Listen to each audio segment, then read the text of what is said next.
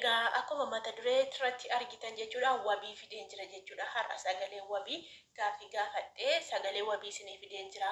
Haga dhumaatti sagalicha dhaggeeffadhaa. Yoo isinitti tole immoo laayikii godhaa isiniin jechuun barbaada. Yuutuubii kun akkuma beekamu kan koomiti namoota rakkataa ittiin gargaara isiniin jedheen jira. Piroosesii isaatu wanta xumuramu jira.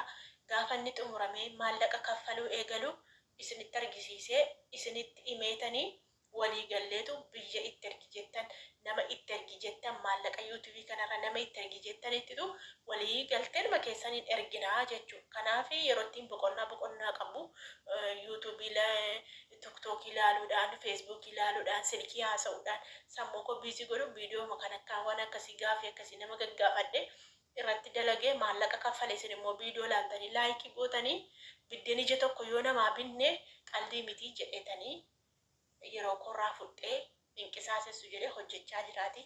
Laayikii gochuun dagatinaa sabiskiraaybii illee godhaa. Walumaan ilaalla hin sobdinaa jettu miti walumaan ilaalla gaafanni naannoo akkas ji'a tokko akkasitti hin xumurama. Waan adisensii waan jedhamu jira lakkoofsa buukiitti gashuu poostaan ganaa dhufaa baankii waan hunduma warri yuutuubii qaban hin beeku warri yuutuubii hin qabnetu hin beeku malee piroosesii dheeraa gaafataa jechuudha malee maallaqa herreguutti jira garuu gara baankii gara adisensiitti hin dabarsine ganaa tokkoon birrii 5 birrii 6 kana hin dabarsaa jechuudha. Akkasii sagalee wabiitti hin dabarsa wabii immoo maaliin gaafadhee ayyuu argiteetta baadiyyaa deemee ture isiniin hin jenneere kaleessa dheengadda sittaaseera baadiyyaa ture wabiin ayyuu barbaacha ayyuun eessa akkamii argiteetta moon argine si dubbisteetti moo sin dubbifne jedheen hin gaafadhe ani ayyuu akka jirtu nan beeka garuu isaan hin beekanii isa kanaan immoo akka haaraatti gaafadhe jechuudha. Ayyuun akka maatii dubbifte harmeen ayyuu natti maniiru harmee ayyuu dawwalee gaafadhe waan hin jiruufi jechuudha. Isaan natti maniiru garuu saayidoo faatti hin mul'anne wabii faatti hin mul'anne jechuudha. Ayyuun gara mana ayyuu hin dhufne iddoo biraa dhokattee jirti jechuudha. Yeroo dhiyootti achi as hin baatii isanii gaaffii gaafadhe tokko immoo ijoolleetu maal jedha saayidoon hin qabame mana hidhaatti galchanii jedhe isaan ammallee harmee ayyuu gaafadhe kunoo sagalee isaanii waraabeen jira beektanii amma gadi dhiisu malee sagalee nama guddaati ayyuu faaniyyuu sa'idoon faaniyyuu miidiyaarra gadi dhiifne malee otoo akka wabiifaa kana ta'e gadi dhiisa jechuutu ayyuu argadhe sagalee qabee fi barreeffamatti barreesseefiyyuu gadi dhiisa jechuu garuu hin arganne. Kanaaf amma haasaa isinitti dheeressa amma sagalee wabiitti sin dabarsa kanuma kanan gaafadhe saayidoo yamanii deemee hin hidhamee minamni kanuma gaafadhe jechuudha sagalee isaa dhaggeeffadhaa. Laayikii godhaa namu anan jaallattanii nan beeka namni wabii jaallatan laayikii godhaa isiniin jechuun barbaada. Namni hiyyeessa gargaaruu barbaadan laayikii godhaa. Kanuman isiniin jedha galatooma gara sagaleetti isin dabarsa. Go! Duraan dursee sagaleen qabee fi inni immoo deebinaa deebisee isin dhageessisa jechuudha. Sagaleen gaaffii gaafadhe kunooti sagalee kanadha inni immoo kunoo kananaa deebisee jechuudha. Sagalee kiyyanii isinii banaa jechuudha waan hin jedheessa gaafadhe inni immoo waan inni deebinaa deebisee jechuudhaan afaan bu'aa.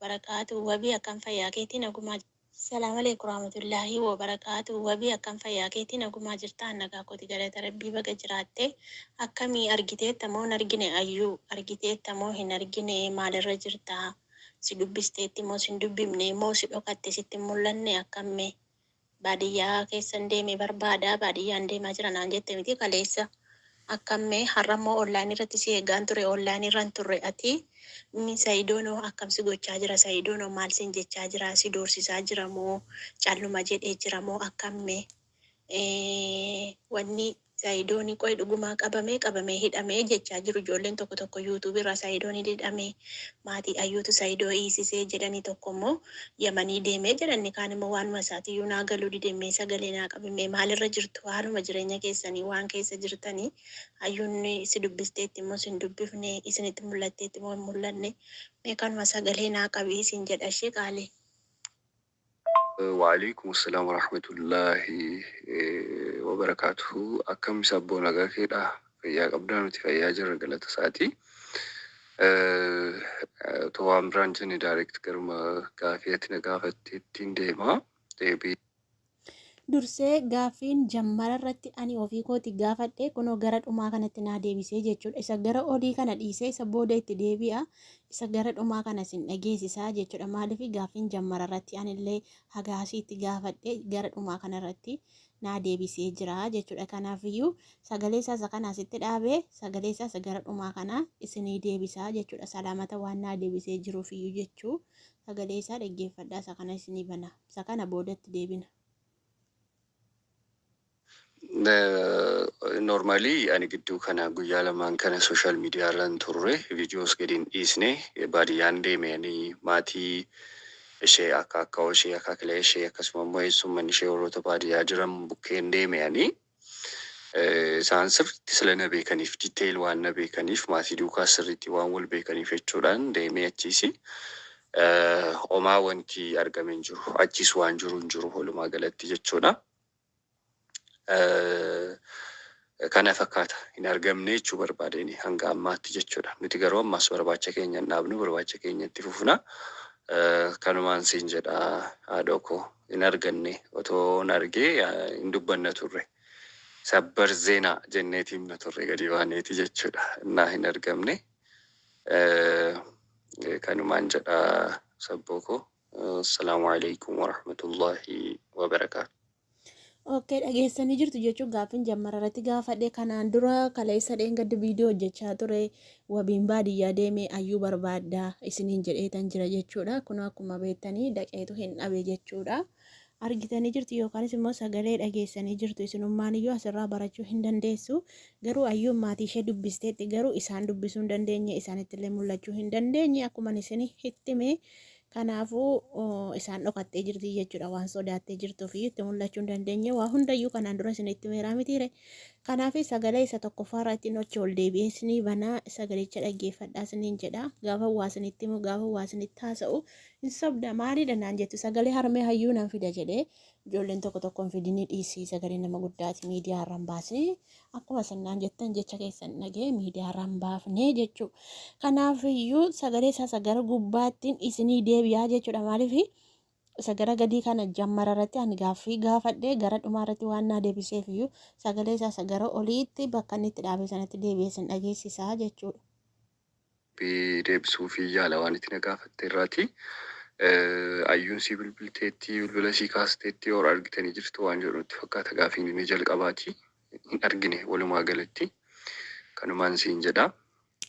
Inni itti aanu mootii hamma ta'ee loodii nan irra ture yookaan immoo gaaffii nana gaafachaa turan situ akkas godhe situ akkas ta'e maal wantoonni jedhan amma ta'e anarraati bu'anii jiru normaalii ani isa duuka ta'een isa wajjin ta'een isa barbaadaa jira harka caalu dubbii garuma umariitti quba qabanii jiranii viidiyoo gidduu kana Sumayyaan gadhiistee argiteetta namittiin yeroo darbii miimoorii fudhattee Sumayyaa bira geessuu isheeti moor manuma kee keessa manuma kee irratti fokas godhi waan jedhu sana fudhatee natti fakkaata Sayidooniisi gara suma deemeera manuma isaa keessa fi maatiin talaamnaaman gaafachuutti jira isaanuma qoradhu waan jenneeniif jechuudha. Naan isuma duuka ta'een ayyuu barbaachuutti jira normaalii. Inni biraati immoo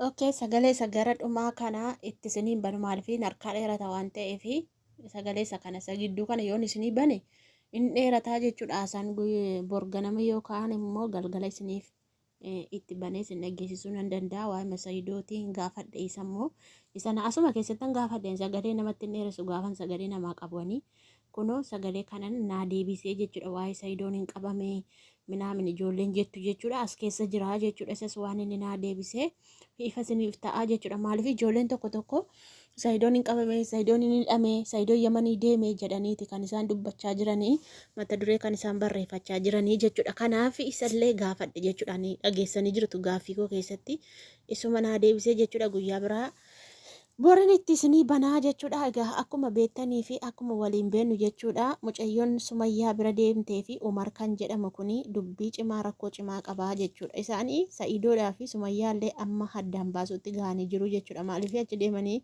as deemanii kan oduu odeessuu kan walitti naqu isaaniidha jechuudha. Kan dubbii olii gad oofaa jiru amma ammaatti hin beektu isaaniidha jechuudha. Kan akka mucaa kana balleessuu kan fidellee sababii miimooriin badee sababii qabeenya mallatteessuuti kana kanaaf kan isheen baddee dhabamte hafteef jechuudha hagammaatti ija namaatti mul'adhu jettee kan isheen qaanoftee hafteefi kanaaf jechuudha dhuguma immoo hedduu nama saarfachiisaa gaafa akkasittiin isheen itti qophooftee itti gammaddee maatiin kiyya itti gammadu obbolaan kiyya itti gammadu jettee kan isheen akkaan eeggachaa turte gaafa akkas ta'u hedduu nama gaddisiisa jechuudha. Maatiin ayyuulee amma kan isaanii mana seeraan naqanii kan isaan hin dubbatiniif jechuudha. Kanaan duras dubbiin ka'ee ture jechuudha. Mucaanii obboleessii wabii sun akkuma beektanii ayyuu wabii reebee ture jechuudha. Obboleessii ayyuudha walumaan beekna jechuudha. Innillee ammallee baay'ee dubbachaa jira jedhanii baay'ee tokko dheekkamaa jira jedhanii garuu waan godhamu hin qabu jechuudha. Isaanis waan ittiin baddeef isaanis adda baafatanii beekanii jiru waan ta'eef.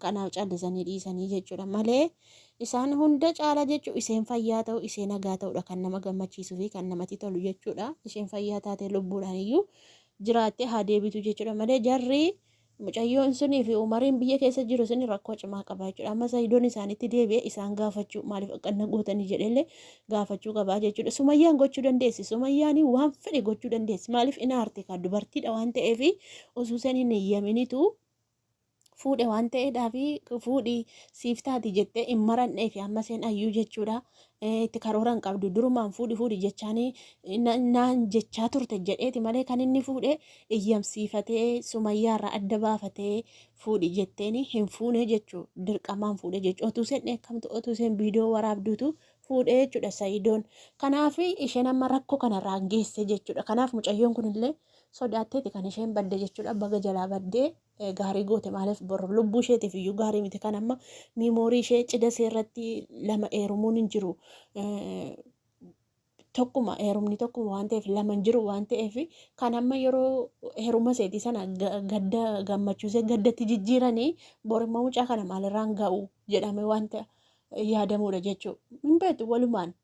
Jarri nama dhiiftu jarri haliyaanyaadha warra marfaasaa kun haliyaanyaadha tonkolanyaadha kanaafiyyuu mucayyoo kanaan galaafatu baga jalaa deemtee jechuudha Sayidoo ko kan biraa fuudhi deem kan biraa fuudhi jechuudha Sumayyaan siinumaaniyyuu sin dhiiftu amma gaafa yamaniin natu nama qabadhu dhaqi ani akka seenin magaalaa keessa kaachiftu nan beeka jechuudha hamtuu jabduudha isheenillee jettu atillee cimaadha waan ta'eef of eeggadhuuti of eeggannoodhaan deemi akkasii sagaleen hin dheerata natti fakkaata sagaleen dheerate irraan muraanii sagalee dheeraan jaaladhu sagaleen dheerannaan irraan muraa kanaafan iyyuu irratti naasaa jedhee kanaan bisee kanaan borinitti isinii bana sagalee deebisee wabiidhaa qabee fi hin qabnee fi anillee sagalee kun argitanii tumti tolee nan dhaggeeffadha dheniin badee deebiittiin deebifnee jechuudha akkasii waan dhaggeeffatanii nafa galatooma hedduu tokko laayikii godhaa sabiskiraayibii gochuu hin dagatinaa yuutuubiin kun yuutuubii gargaarsaati waan ta'eef piroosesii xumuramaa jira piroosesiisaa gaafa xumuramee jedhu walumaan ilaallee akkuma isiniin jedhe jechuudha yeroo hundaan dubbadha akka kan gargaarsaa ta'e yuutuubiin kan koo